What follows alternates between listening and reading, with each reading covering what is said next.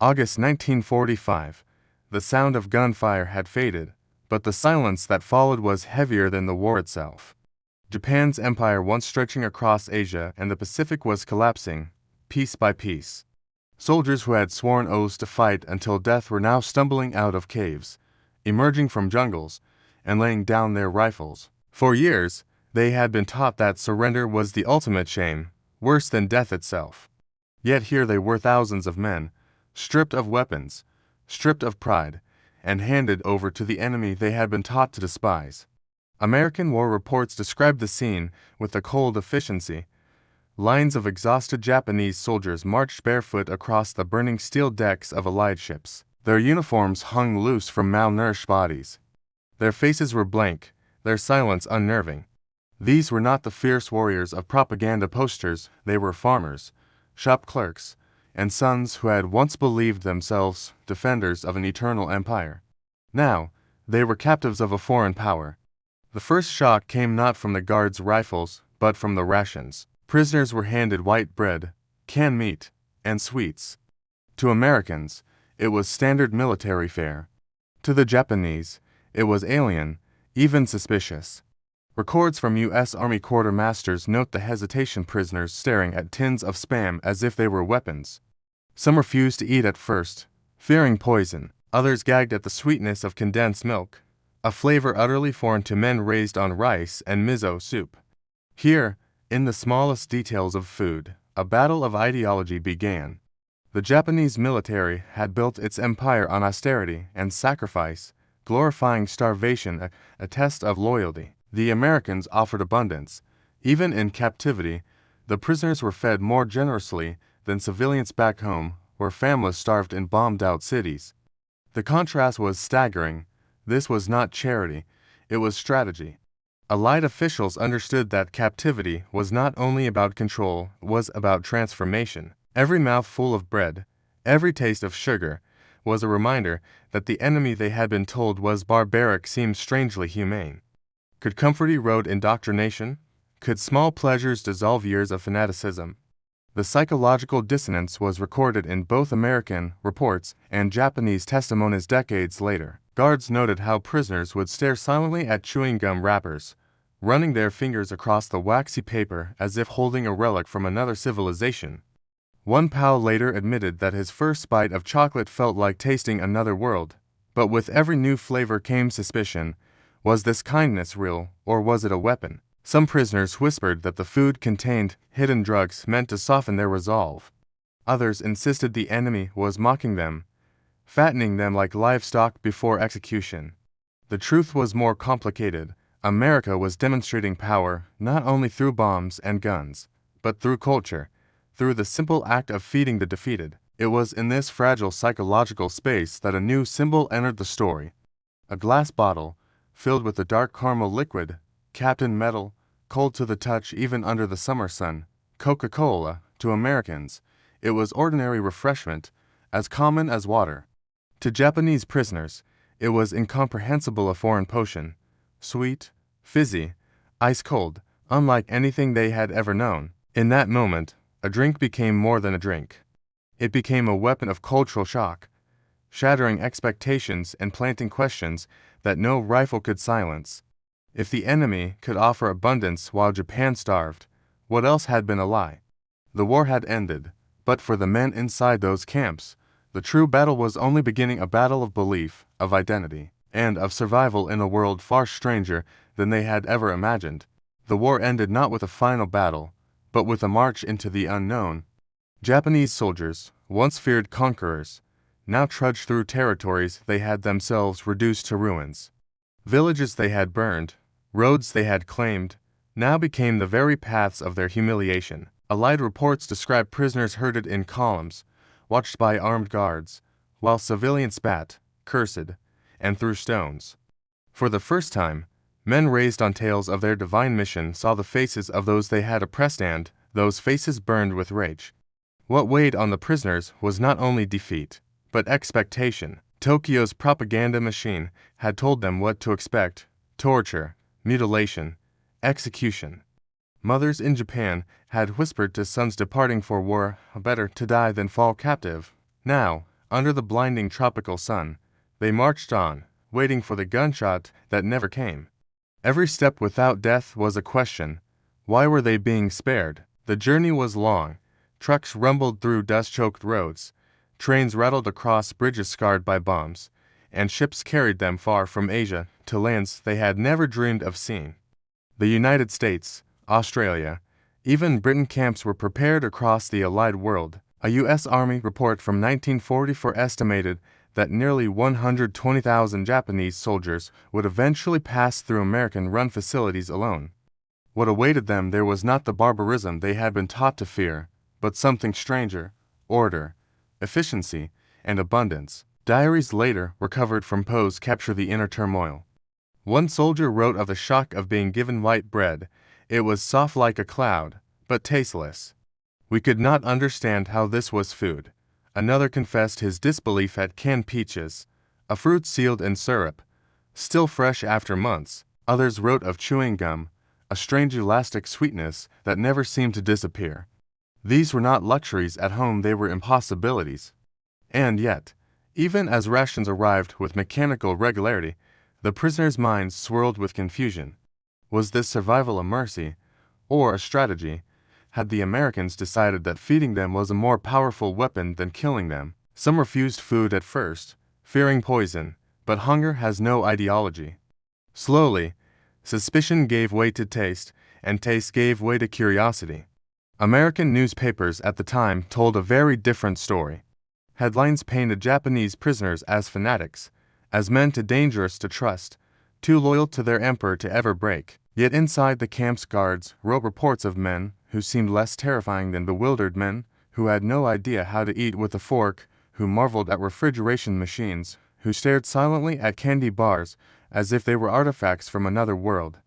Each mile further from the battlefield was a step deeper into contradiction. From men who had been told that the West was cruel and decadent, captivity became an initiation into modernity. They were not facing torture racks or firing squads, they were facing Coca-Cola bottles clinking in American hands. They were not surrounded by savages, they were surrounded by abundance, and yet abundance itself was unsettling. Could a nation that consumed so freely, that handed sweets to enemies, truly be as weak and decadent as Japanese leaders had preached? Or was this very indulgence the true measure of its power? The road to captivity was not only a march across geography, it was a march across belief. With every rumble of a supply truck, every ration of sugar, every unfamiliar flavor, the distance between propaganda and reality widened. And in that widening gap, something far more powerful than defeat was taking root: doubt. That doubt would not be silenced by barbed wire or guards. It would grow louder when the hiss of a bottle cap broke the summer air, releasing the fizz of a drink that would become more than refreshment.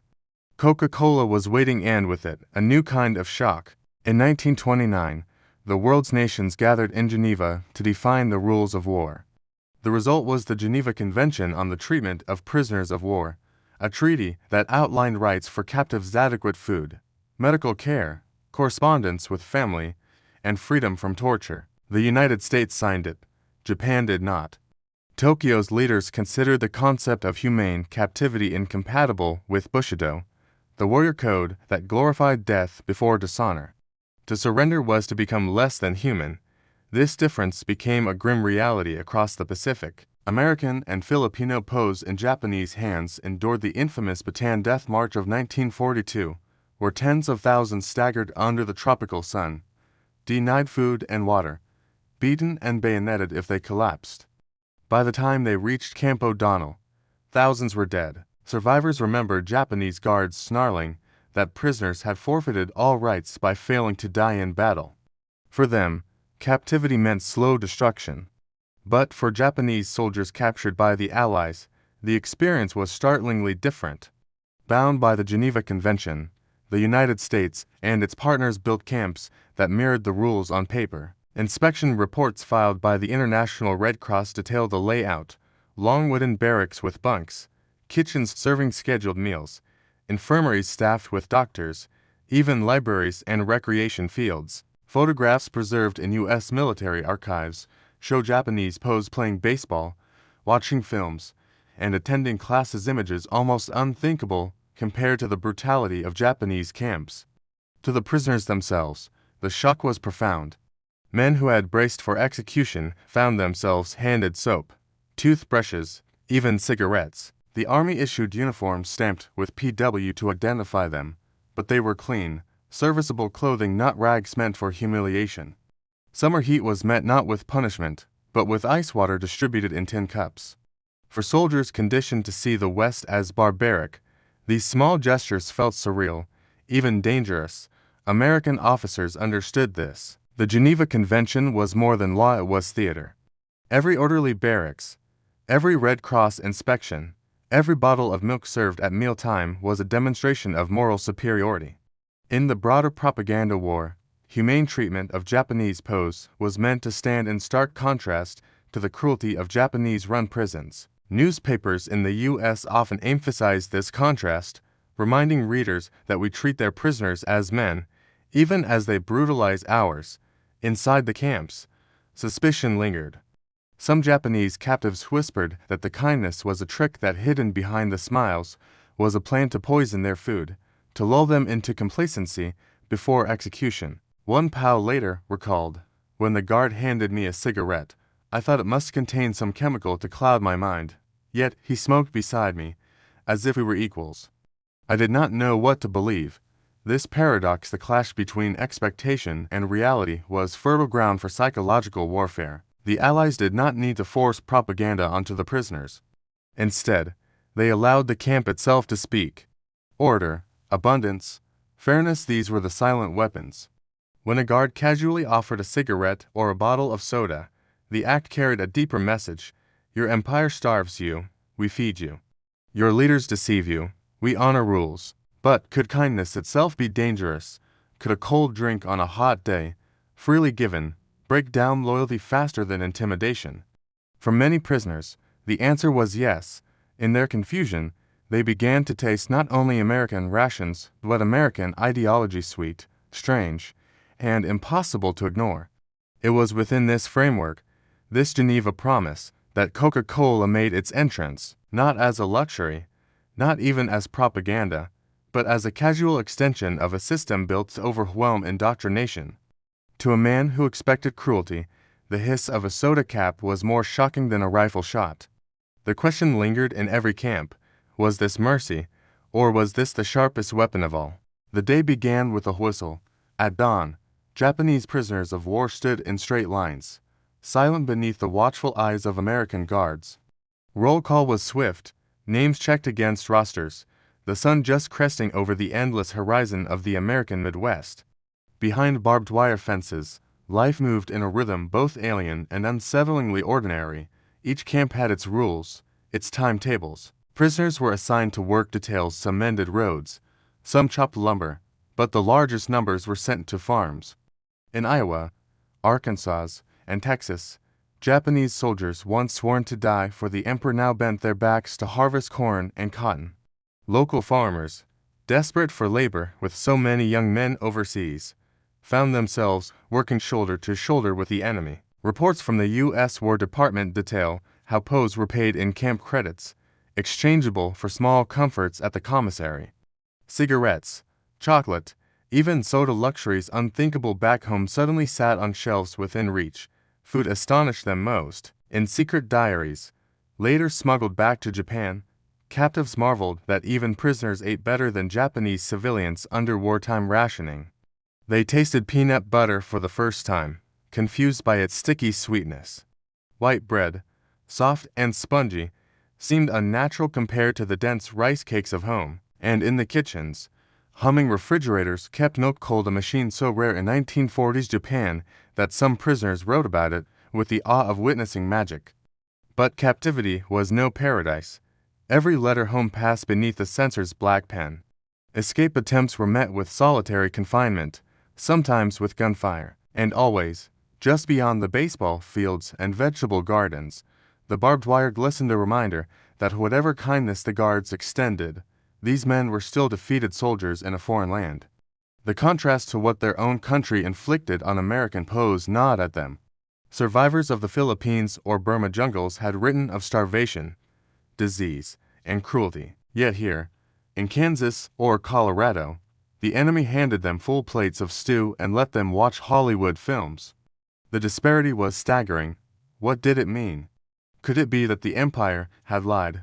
Could America, painted as barbaric and cruel, truly be the land of abundance and fairness they now saw with their own eyes? For many, the contradiction was unbearable. One captured soldier later confessed, "I thought kindness was the most frightening weapon of all. A bullet kills the body, but mercy confuses the soul." Into this fragile landscape entered the Coca-Cola bottle. It appeared not as a luxury, not as propaganda, but as casual normalcy served in the mess hall, sold for camp credits, or handed out by guards who cracked open their own alongside. Its cold fizz was unlike anything in Japanese tradition, its sweetness almost shocking. Yet in its very ordinariness lay its power.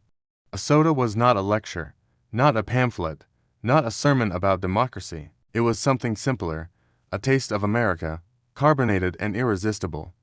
To a man who had grown up in scarcity, who believed surrender erased all honor, the hiss of a Coke bottle cap was disorienting. It whispered a dangerous idea, that life beyond the barbed wire held more comfort, more possibility, than the empire they once vowed to die for. Daily life in captivity was not just about survival, it was about exposure. Every loaf of bread, every farm shift, every sip of Coca-Cola chipped away at the myths drilled into these men since boyhood.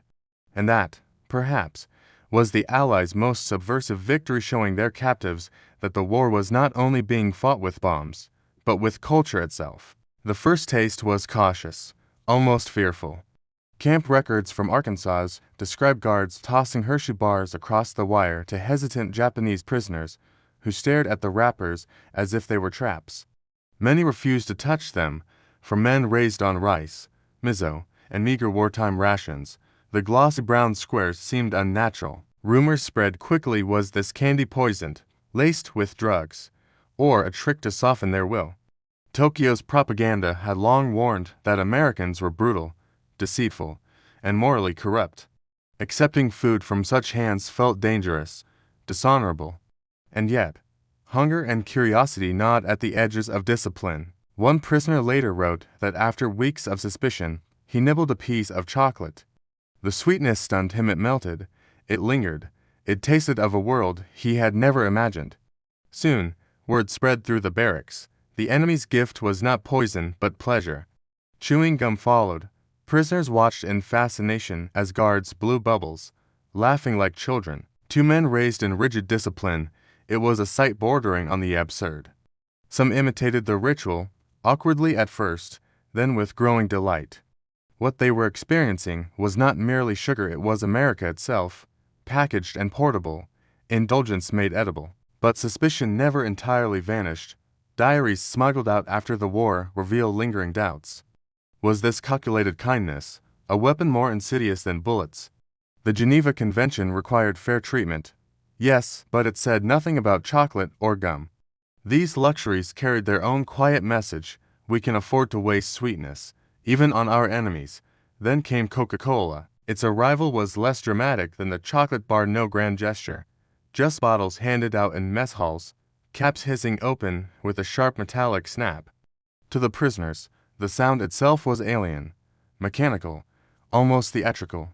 The fizz stung the tongue, the sweetness shocked the senses, the chill of the glass bottle on a summer day was a revelation. Some whispered that it must contain alcohol, others that it was medicine, perhaps even a stimulant. In Japan, sweet drinks were rare, reserved for children or festivals.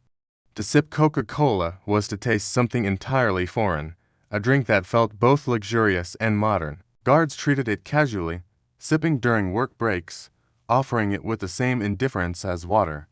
But for the prisoners, it was unforgettable. The cultural collision was profound. These men had been taught that America was a nation of barbarians, lacking refinement or honor. And yet here was abundance made liquid, sweetness in a bottle, available to anyone, even captives. Suspicion lingered, but fascination grew stronger. What kind of country had the resources to hand out sugar, chocolate, and soda during a global war that left much of the world starving?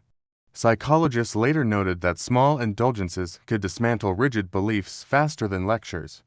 A Hershey bar, a stick of gum, a Coke bottle, these were not weapons, but symbols. Symbols that said, "We are so powerful, we can share luxury without fear of scarcity." For men who had grown up on scarcity, the effect was disarming. Suspicion turned to habit. Soon, the sweetness was part of daily life. Prisoners bartered chocolate for favors, treasured gum like currency, and savored every drop of Coca-Cola as if it were liquid gold. What began as doubt ended in fascination, and in that fascination lay something far more powerful than propaganda and imprint, a memory, a taste of a world that could not be forgotten once it had been swallowed. The clang of iron gates opening was not always the beginning of release, but sometimes the start of a new kind of captivity. In the vast stretches of America's farmland, Japanese prisoners of war stepped beyond the barbed wire, not as free men, but as laborers pressed into the service of their enemies' abundance. By 1944, the United States faced a severe labor shortage. Millions of young men were overseas, fighting in Europe and the Pacific. The fields of Nebraska, Arkansas, and Texas risked lying fallow. And so, Japanese POWs, once soldiers of the emperor, were driven into the rows of corn and cotton, their bayonets replaced by plow handles and hoes. Government records show that more than 400,000 Axis POWs, including thousands of Japanese, worked in agriculture across America. They harvested sugar beets, stacked hay, cut timber, and repaired rural roads. Local newspapers reported on the strange sight of enemy soldiers bending under the American sun, guarded by only a handful of soldiers who often stood at ease. Farmers described them as efficient, disciplined, even polite. One Nebraska farmer remembered a young prisoner staring in awe at the humming bulk of a refrigeration unit and asking with disbelief, "Does every American own such a machine?" These were glimpses into a civilization they had been taught to despise. Outside the camp fences, they smelled bread baking in farmhouses, saw children laughing freely, and touched tools made with a precision Japan could not match in wartime scarcity. And yet, every night, the illusion shattered. Guards marched them back behind barbed wire, back to roll calls and censored letters. Freedom was never more than an arm's length away, dangled like bait, but never offered. Still, in these liminal spaces, something remarkable occurred. Moments of human connection that blurred the line between captor and captive. Farmers' wives left extra sandwiches at lunch breaks. Children, bold and curious, asked the prisoners questions through the fence, their words clumsy but kind. And sometimes, after a long day of harvest, the greatest gesture came in the form of a bottle. The American farmer would reach into a cooler, draw out glass sweating with condensation, and hand a Coca-Cola to the enemy standing across from him. For a brief instant, the battlefield dissolved. The prisoner lifted the bottle, felt the sting of carbonation on his tongue, and tasted not defeat but equality. For the Americans, it was casual generosity. For the Japanese prisoners, it was staggering. In Japan, scarcity ruled every corner of life. Children went barefoot, families lined up for scraps of rice, and even soldiers starved on the front. But here, in the land of their enemy, abundance was so great that luxury could be shared with captives, and yet, it was still an illusion, no matter how sweet the Coke, no matter how warm the kindness of a farmer. Every bottle was consumed under the shadow of captivity. Rumors whispered through the barracks about repatriation, about possible trials, even about execution for war crimes. They lived suspended between a taste of freedom and the certainty of chains. This was America's subtle weapon, not just bombs or bullets, but the quiet power of culture and plenty. The hiss of a bottle cap, the sting of cold soda on a hot day, these moments left imprints deeper than propaganda. But the question lingered like the last fizz in an empty bottle: was this kindness genuine, or merely another instrument of war, a carefully crafted illusion to soften the will of the defeated? The barbed wire of captivity was made of more than steel. It was made of silence, of doubt, of a constant gnawing sense that the mind itself had become the battlefield. American officials understood this well. And so, while the guards kept watch over bodies, the camps themselves became laboratories for something subtler, the breaking and remolding of belief. Records from the Office of War Information revealed deliberate strategies. Camps were equipped not only with barracks and mess halls, but with small libraries filled with magazines, newspapers, and translated texts. Japanese prisoners found themselves leafing through Life magazine, staring at photographs of shiny automobiles, sprawling suburbs, and refrigerators so common that even working families owned them. These images clashed violently with the propaganda. They had grown up with propaganda that painted America as decadent, weak, and near collapse. Films were another weapon. In makeshift camp theaters, reels flickered to life Hollywood musicals, newsreels, and stories of American heroism. For men raised on tales of samurai valor, it was jarring to see enemy soldiers singing, dancing, laughing, and still somehow winning the war. Diaries later recovered described prisoners debating whether these films were staged, whether the wealth displayed on screen was real or a trick of illusion. And then there was Coca-Cola, not offered with fanfare, not pushed as propaganda but casually, almost indifferently. A bottle on a table during a discussion session, a cap hissing open on a humid day, a guard sipping it while explaining camp rules. That casualness was the most powerful statement of all. In Japan, luxuries were rationed, hoarded, or denied entirely. Here, the enemy handed out sweetness as if it were nothing. Psychologists called it soft power, though the prisoners didn't have a name for it. They only felt its weight. Interviews conducted after the war revealed confessions. Some admitted that America's wealth and abundance unsettled them more than bombs. How could a nation so indulgent also command such overwhelming power? Others resisted, clinging to suspicion. They muttered that Coca-Cola was surely laced with some drug, that magazines were doctored, that films were lies. Yet even those who doubted found themselves drinking the soda, flipping through the pages, watching the films. Exposure was unavoidable, and exposure eroded certainty. By 1945, American intelligence officers noted a profound shift. Prisoners who once shouted loyalty to the emperor now spoke more cautiously, sometimes even admiringly, of American society. They questioned the militarism that had brought Japan to ruin. They asked about democracy, about unions, about wages.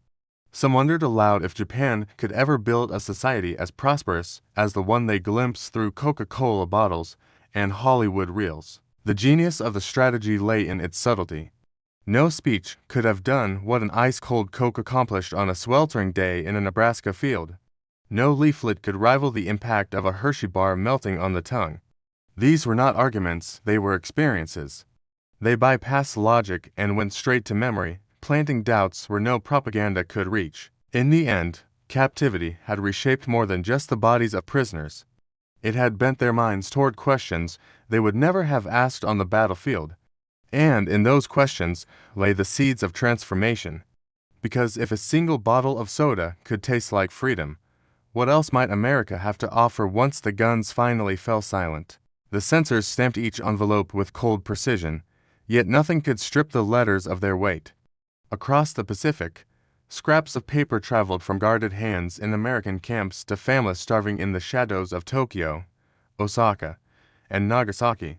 These were not just letters, they were fragments of two different worlds colliding. American policy allowed Japanese posts to write home, though the messages were limited to a few carefully measured lines. Every word was scrutinized, every phrase clipped a potential military value.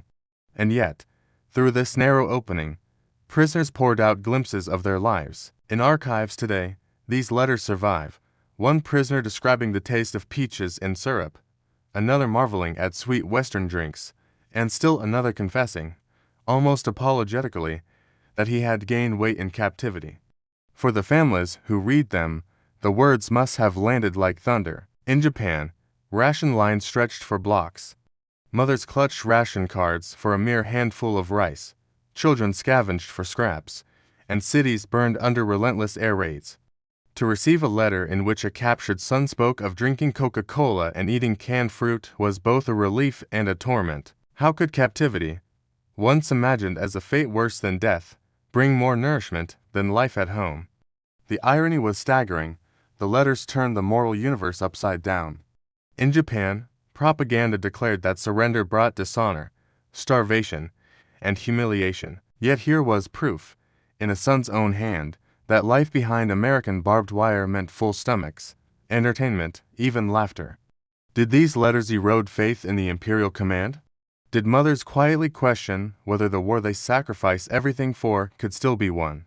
American officials understood the ripple effect. Censorship was strict. Yes, but certain details were deliberately allowed to slip through.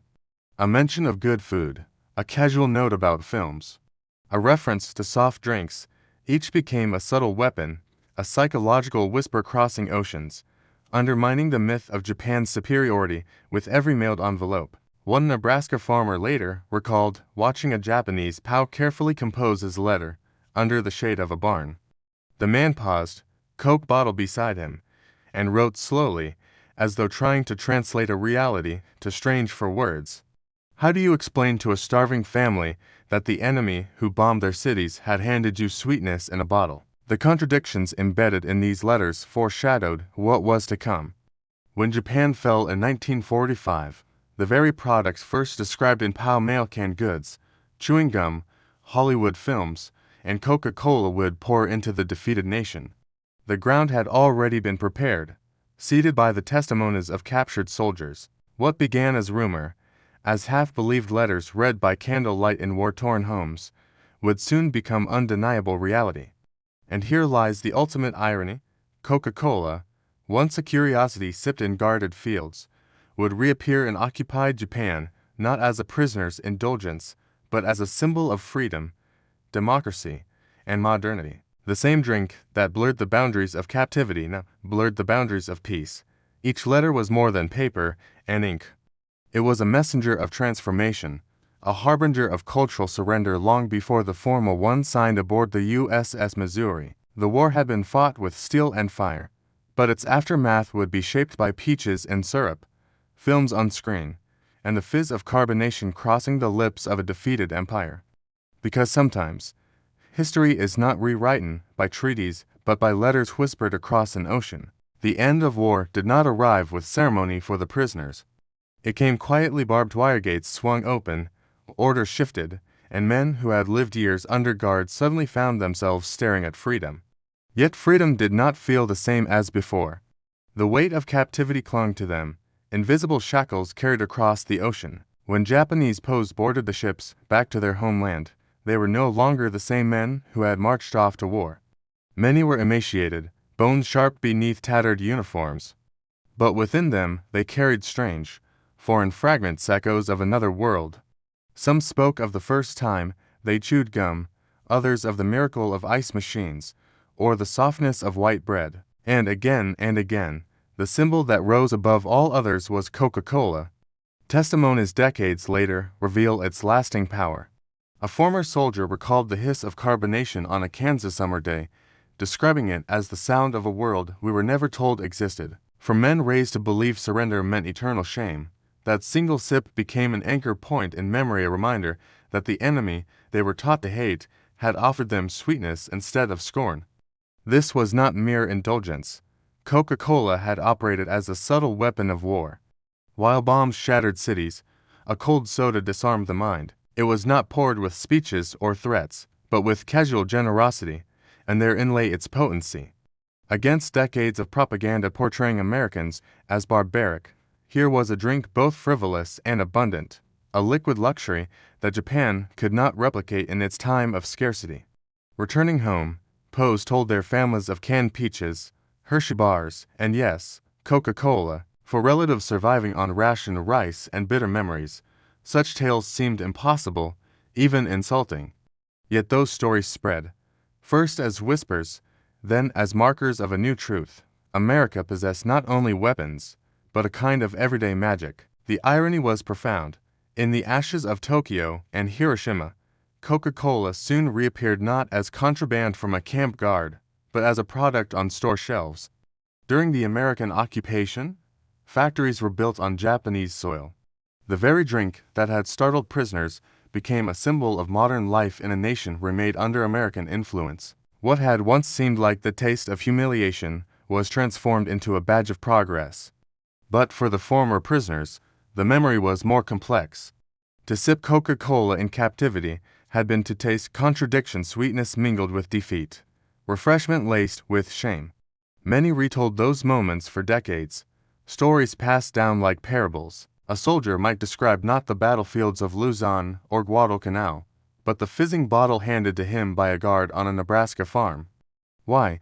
Because in that moment, the war was reframed, not as a clash of armies, but as a collision of world's bitter austerity against casual abundance, hunger against indulgence, empire against consumer culture. The last sip of Coca-Cola in captivity was not just a memory, it was a prophecy. Within it lay the shape of post-war Japan, a nation rebuilt with steel and democracy, yet equally with advertisements, neon signs, and vending machines. The war had ended in flames, but the occupation would be remembered in sweetness. History, it turns out, is not only written in treaties and ruins. Sometimes, it lingers in something as fragile and fleeting as the fizz of a bottle, opened once, long ago, under a foreign sun.